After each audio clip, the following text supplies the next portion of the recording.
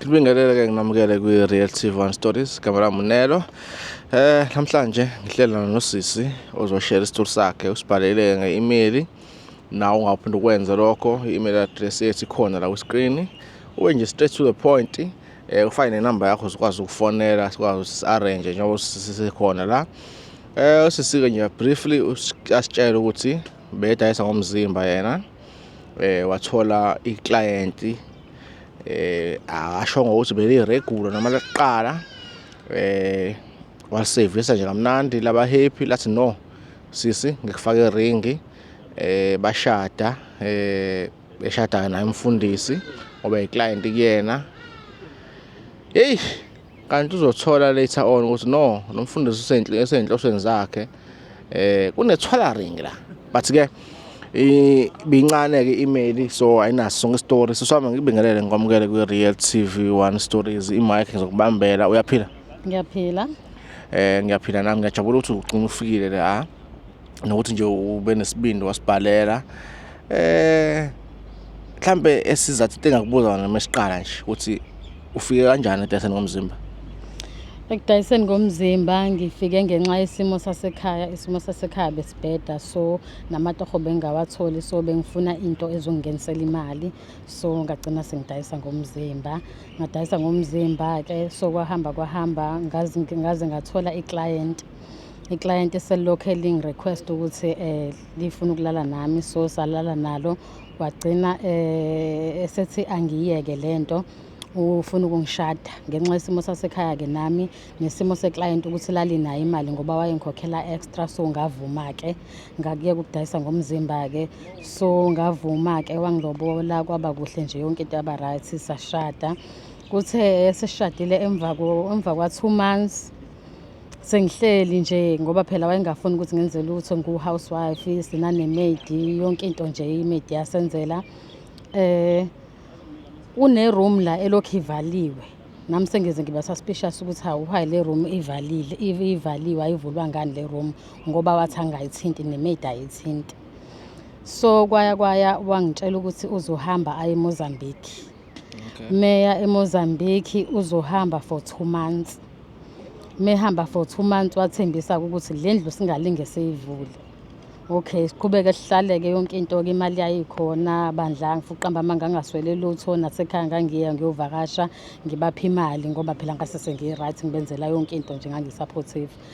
So kwaya wathi sebuya emva kwa 2 months usebuya useyangishintshela nje. Sometimes mengilele naye embedeni, mangabe senza ucansi, mangabe ngithi ngiyavuka angisazizwa kahle, mangabe ngimbuza ngendaba yalendlu ukuthi indaba ingavulwa avuke ngolaka. Hayi, kwathi ke ngelinye ilanga ke senza ucansi ke naye ke ngabona ukuthi hayi ngeke khona into eshaya amanzi, khona into wrong la, cause ngaba pregnant. Yashona ingane, mayishona ingane avele athi ingane fanele ingcwatshwe nefamily yakhe, akumele ingcwatshwe nefamily yami. So nami angimele ngibe semngcwabeni wengane. Ngaxakeka ukuthi hayibo kwenzakalani nje, usevuka ngolaka, akusekho right, ngiphinde ngibe pregnant futhi nalengane futhi yashona. Ngize ngibone ukuthi hayi ngeke khona into wrong. Futhi mangabe ngimbuza ngalendlu uvuka ulaka, siyaxabana singakhulumisani kuze kuphele izinsuku, until ke ngaze ngantshontsha ke kuyivula lendlu, ngaze ngazama ukuyigqekeza. Mengiyigqekeza ngabona inyoka enkulu, so ngazama ukubaleka ke, sazama ukubaleka ke ne-maid ke, ngazama ukubuyela ekhaya, wazama ukungilandela, wangitshela ukuthi leya nyoka iyona esilethela umcebo, if ngingabuyi emzini wethu konke lokhu akwenzela ifamily yami, konke lokhu enginakho, zonke lezi imoto, lobo bukhazikhazi enginabo buzophela. Hayi ngabona ukuthi ayingeke, ngcono ngivele ngibuyele ekuhluphekeni kunokuthi ngihlale nenyoka endlini futhi angisekho happy emshadweni, akusafani nakuqala. Nga-decide ukuthi hayi ngiyaphuma ke kulo mshado lo. Okay, asiqale kanje. Ngifuna ukwazi ngesikhathi esayi-client, ngabe nanike nixoxe nje mhlawumbe uthole ukuthi lo muntu lo ozokuthenga usuke umfundisi? Cha, wayengakaze achaze nje ukuthi usebenzani, kodwa wayengakaze achaze ukuthi usebenzaphi, kodwa into engangiyinothisa ukuthi wayenginikeza imali extra kunale ngisuke ngiyifonile. So wayekhombisa ukuthi uyajabula indlela enenza ngayo izinto. Yebo, ekhombisa ukuthi uyajabula ngoba ingakho wazi wangi-approach-a wathi ucela ungenza umfazi. So nami ngenxa yesimo-ke engangikusona-ke ngase ngibona kahle ukuthi hayi ngizohlala kahle ngoba vele lo muntu uma ngabe esuke ezothenga kumina vele unginikeza imali more than le ngisuke ngiyifonile. Kuthini-ke kuwena umuntu oyi-client afuna ukuthi nibe kwi-relationship? Kwakuyinto eqalayo noma kwenzeka ngaphambilini? Kwakuyinto eqalayo nje nami kwangithusa, kodwa ngesimo engangikusona ngabona ukuthi hayi shuthi lo muntu ngithanda ngempela phela ngoba nakho ufuna ukungishada. Okay, ngesikhathi nisadayiselana nanisebenzisa ikhondomu noma kwenzakalani? Sasingayisebenzisi ikhondomu, sasingayisebenzisi inhlobo ikhondomu, sasingayisebenzisi. So later on esefuna ukuyolobola akazange abe nayo inkinga ukuthi what if lo muntu lo mhlambe unesifo? Because phela ubungadasele yena yedwa. Ya, angazi-ke shuthi emcabangweni yakhe yayingakaze izize ibe khona leyo nto ngoba into eyayenzeka sasithi yena wayebhukha ubusuku bonke. Ngangithi uma ngabe ngivuka ekuseni yena akasekho, useshiye nje isizumbulu semali angisendele imessage noma ashiye inothi etafuleni ehhotela asho ukuthi hayi nayo imali ngibongile. Ngangingakaze ngimbone mase sehamba. Okay. Esalobola senijola-ke manje. Akwazi ukucaba, akwazi ususpect lutho noma uyiqale nini ukuya endlini yakhe la evalwa khona iroom ethile? Ukuya endlini yakhe emva kokuthi angi-approach athi ucela ukungishada, ngaqala nje ngavakasha nje. Nakhona ngavakasha inyanga eyodwa. Wabuya-ke lapho waqala ukungilobola, futhi ukungilobola wayekhokha imali more than le esuke ifoniwe ekhaya. Bejabula nabakhongi abakhongi befikile bezoletha imali, bajabula nakini? Ya, bajabula nasekhaya ngoba nje imali alobola ngayo sakwazi ukuthi silungise umuzi, sakwazi ukuthi sakhe umuzi okahle ekhaya. Ngisafuna ukwazi imali izombuluko lezo ekwazi ukwakha nomuzi. Kodwa phela mhlambe uthando sothini. Umuntu menothando uyenze extra. Ngokwakho ekujoleni kwenu engakahambi nje ayaphume ngaphandle kwe-country, i-relationship enjani? I-relationship yethu yayi right nje, konke kwakuhamba kahle. Kwaba noshintsho nje esebuya lapho, kwaba noshintsho. Waqala manje usingazi ukuthi amelele nawe akasayedwa.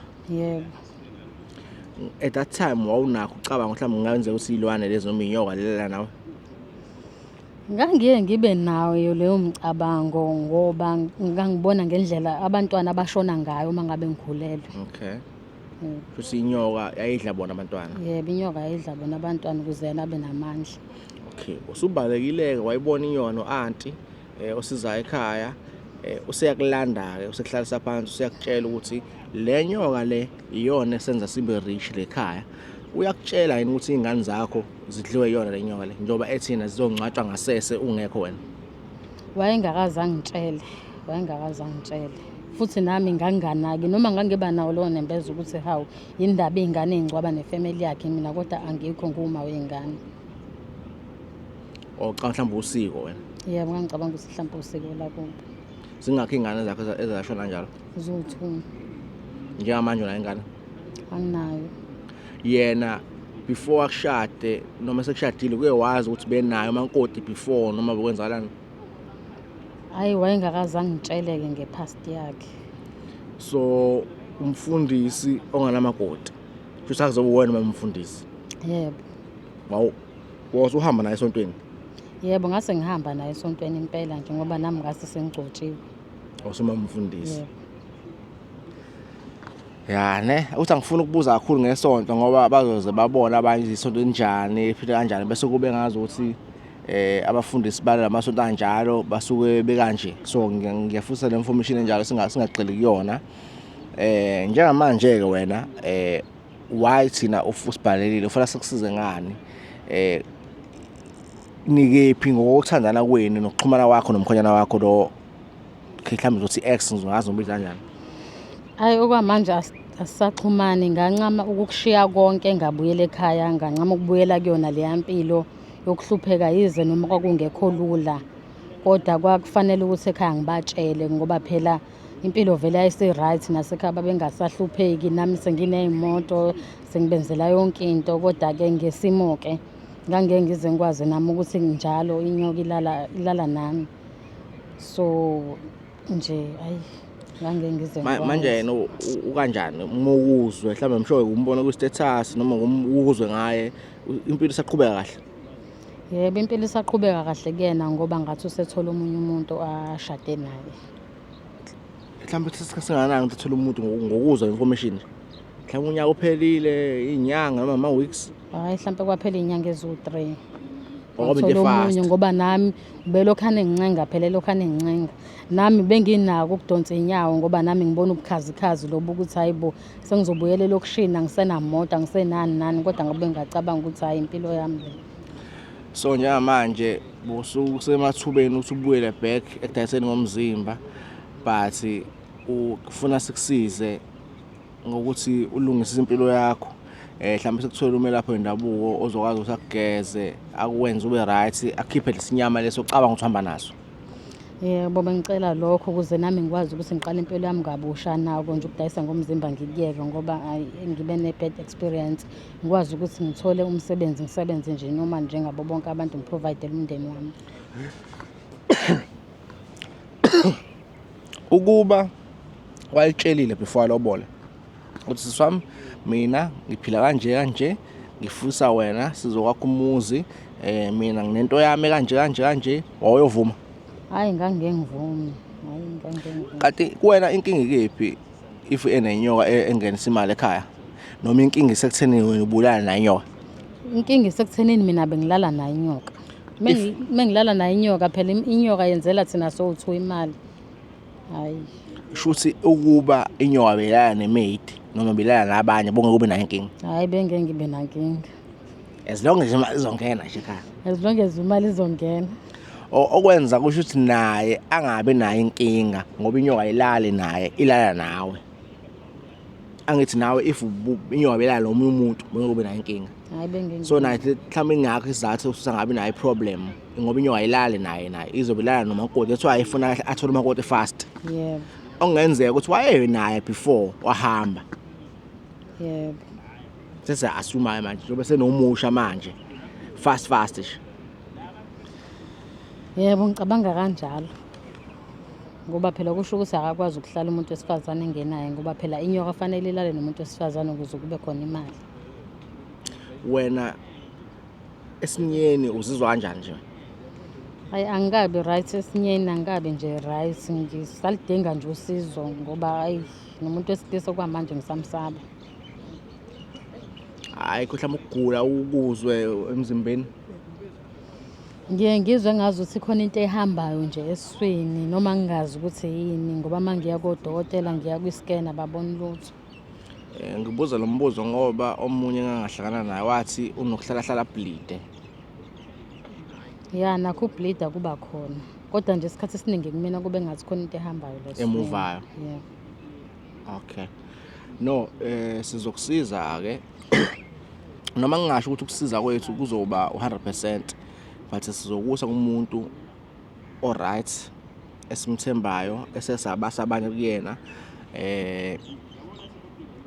Sesozwa ngilapho uma senibuya kwi-process isihambe kanjani, ngabe kuyalunga and sophinde futhi sikuse nodokotela besilungu ngoba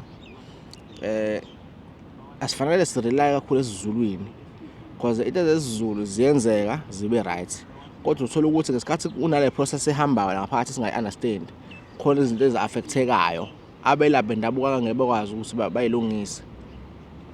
Kufana nomuntu odlisiwe gcina kumele izinto ngaphakathi kumele kwenzeke okunye, ulaphi idliso ngokwesizulu ukhohle ukuthi ulungise ngesingisi ngoba phela khona into eseyidimejekile ngaphakathi.